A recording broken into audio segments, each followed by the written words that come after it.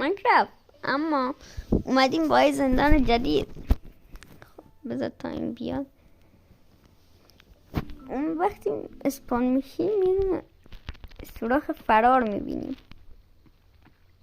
و 2 تا پله و یه دونه TNT و اون TNT رو باید روشن کنیم تا این 2 تا بترکن و درافشون. حالا یاد اینجا با استفاده از تیرکمون و تیرکمون آتیشی البته اونو میزنیم اون TNT و روشن میشه.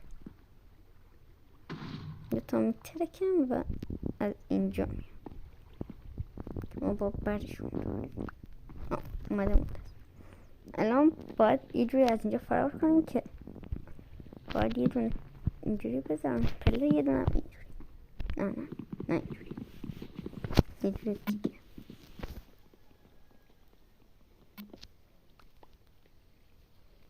و اینجوری و اینجوری.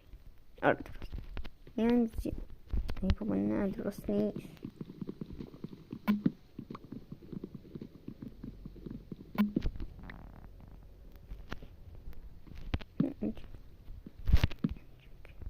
درسته فقط با پایین تر.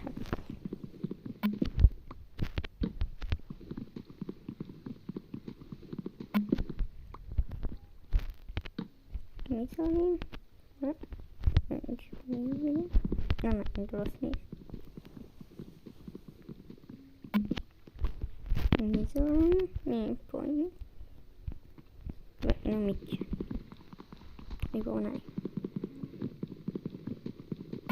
و اینجوری خم میشیم. چی شد؟ ای بابا باید اینو اون بر میذاشتم. اینجوری یه بب میکنیم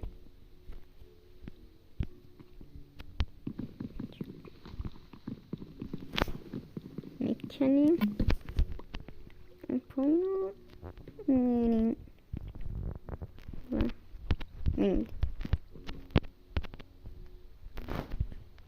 میریم و میفتیم میمیریم. ماینکرافت، اما اومدیم با یه زندان جدید. بذار تا این بیاد.